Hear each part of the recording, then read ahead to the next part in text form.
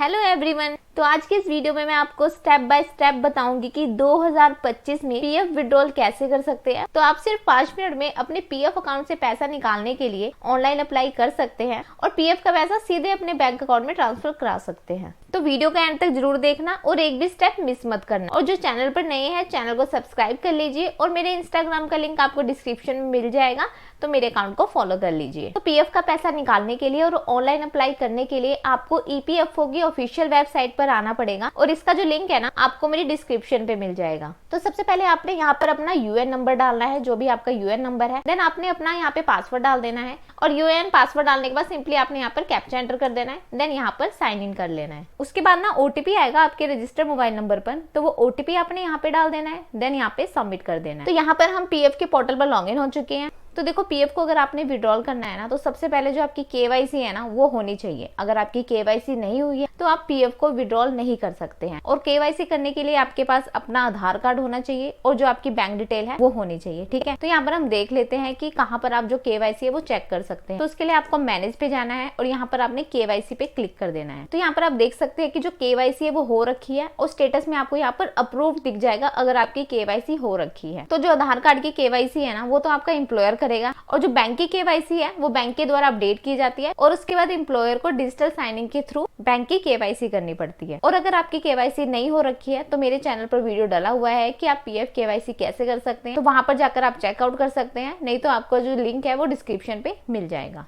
तो अगर आपके अकाउंट में जो केवाईसी है वो हो रखी है तो पीएफ विड्रॉल करने के लिए आपने यहाँ पर ऑनलाइन सर्विसेज पे जाना है और यहाँ पर आपको फर्स्ट ऑप्शन दिखाई दे रहा है क्लेम, तो इस पे आपने क्लिक करना है। तो यहाँ पर ना ये आपसे बैंक अकाउंट नंबर मांगता है, तो यहाँ पर आपने वही अकाउंट नंबर देना है जो कि आपने केवाईसी करने के लिए अपना बैंक अकाउंट नंबर दिया था। तो सिंपली आपने वो बैंक अकाउंट नंबर यहाँ पे डाल देना है। उसके बाद आपने यहाँ पे वेरीफाई कर देना है। वेरीफाई करने के बाद कुछ टर्म एंड कंडीशन आएगी, उसको यहाँ पर आपने यस कर देना है। यस करने के बाद जो आपका बैंक अकाउंट नंबर है वो यहाँ पर वेरीफाइड हो चुका है। तो उसके बाद आपने नीचे की तरफ आ जाना है और यहाँ पर आपने प्रोसीड फॉर ऑनलाइन क्लेम पे क्लिक कर देना है। उसके बाद आपके सामने ऐसा पेज ओपन होकर आ जाएगा। तो यहाँ पर आपको दिखाई दे रहा है I want to apply for, तो यहाँ पर आपने पीएफ एडवांस फॉर्म 31 पे क्लिक कर देना है। क्लिक करते ही जो एप्लीकेशन का फॉर्म है वो आपके सामने ओपन होकर आ जाएगा। देन आपके पास ऑप्शन आएगा सिलेक्ट सर्विस का। तो यहाँ पर आपने जितनी भी सर्विस दे रखी है, जितने भी कंपनीज में काम कर रखा है वो कंपनीज आपको यहाँ पे दिख जाएगी। तो जो सी कंपनी का आप पीएफ विड्रॉल करना चाहते हैं उसको आप सिलेक्ट कर लीजिए। देन आपके पास ऑप्शन आ जाएगा purpose for which advance is required, मतलब किस पर्पज के लिए आपको एडवांस की रिक्वायरमेंट। तो यहाँ पर आपको ऑप्शन मिल जाएंगे। तो जो सा ऑप्शन आपको यहाँ पर सुटेबल लगता है उसको आप यहाँ पे सिलेक्ट कर लीजिए। और नीचे आपको रेड बॉक्सेस में बहुत सारे ऑप्शन दिखाई दे रहे हैं जिसमें ये लिखा है कि आप किन केसेस में कितनी आपकी सर्विस होनी चाहिए, कितने मंथ की होनी चाहिए, तो आप अपना जो पीएफ है वो विड्रॉल कर सकते हैं। तो इसको आप यहाँ पर रेट कर सकते हैं। यहाँ पर मैं इलनेस वाले ऑप्शन को सिलेक्ट करूंगी। उसके बाद आपके पास ऑप्शन आ जाएगा अमाउंट ऑफ एडवांस रिक्वायर्ड, मतलब आपको कितने एडवांस की रिक्वायरमेंट है। तो यहाँ पर मैंने 50,000 डाल दिया है। देन उसके बाद आपको यहाँ पर अपना एड्रेस डालना पड़ेगा और यहाँ पर आपने वही एड्रेस डालना है जो कि आपके आधार कार्ड में मेंशन। तो सिंपली आपने वो एड्रेस यहाँ पे डाल देना है। एड्रेस डालने के बाद आपके पास आ जाएगा upload scan copy of cheque and passbook. तो अब आपको यहाँ पर चेक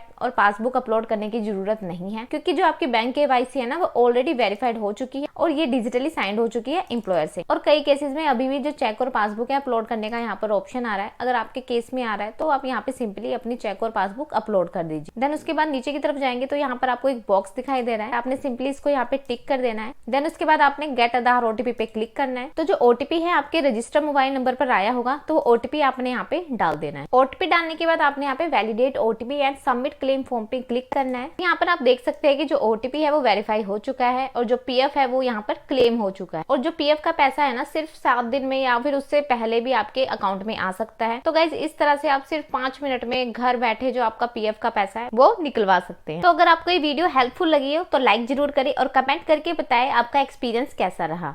और ऐसे गवर्नमेंट स्कीम्स और इंपॉर्टेंट डॉक्यूमेंट से जुड़ी वीडियोस के लिए चैनल को सब्सक्राइब करना ना भूलें और बेल आइकन दबाएं ताकि कोई भी नया अपडेट आपसे मिस ना हो। तो मिलते हैं अगली वीडियो में एक नए टॉपिक के साथ। तब तक के लिए अपना ख्याल रखें।